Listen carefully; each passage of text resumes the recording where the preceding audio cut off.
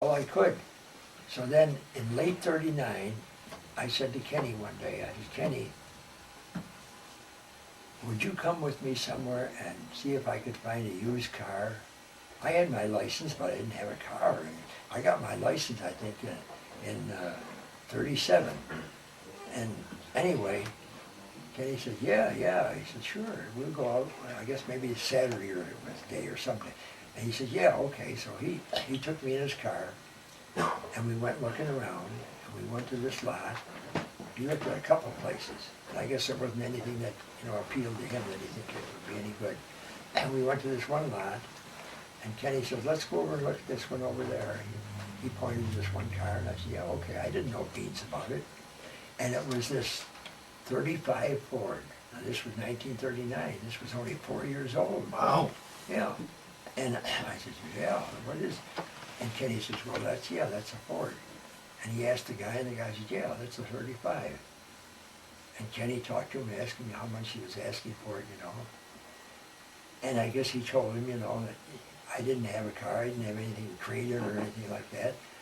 I wanted to look at this car, and I wanted to buy it. I wanted to try it. Well, he said to me, he called me, this guy called me and asked me some questions. And then he called Kenny over, and he says to Kenny, well,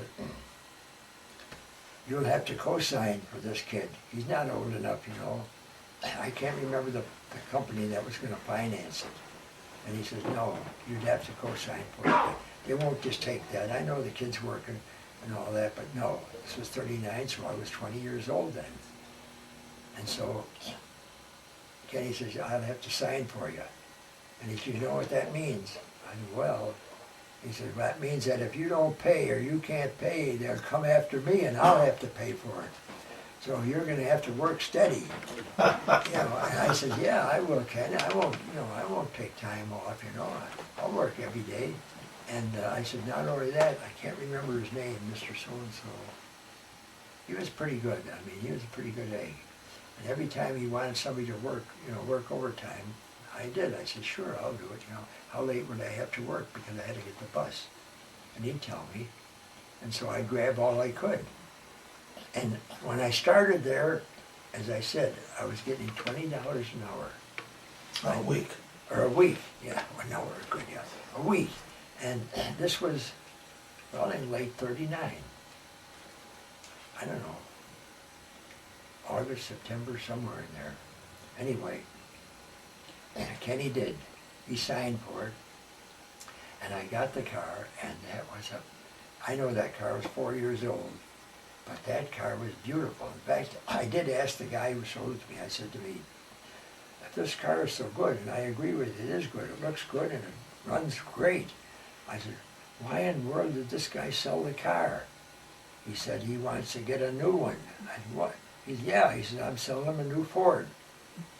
I said, God, this car is beautiful. Why the hell does he want a new one now? He said, hey kid, you don't know it. We're going to go to war. This was in 1939, and I think in I don't know if it was 39 or 40 when I had to register for the draft. One of those. It might have been 39.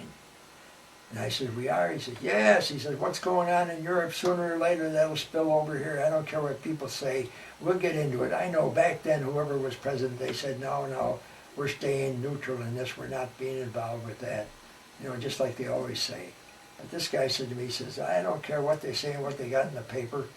We're going to be pulled right into it. I said, you think so? He says, oh yeah, kid. He says, just as you told me with this car you got, that guy who went and bought a new car, you know why he bought a new car? You aren't going to be able to get a car next year. I said, you're kidding. I said, why would they want to sell a car? They won't be here. They won't have them. They'll be going to war.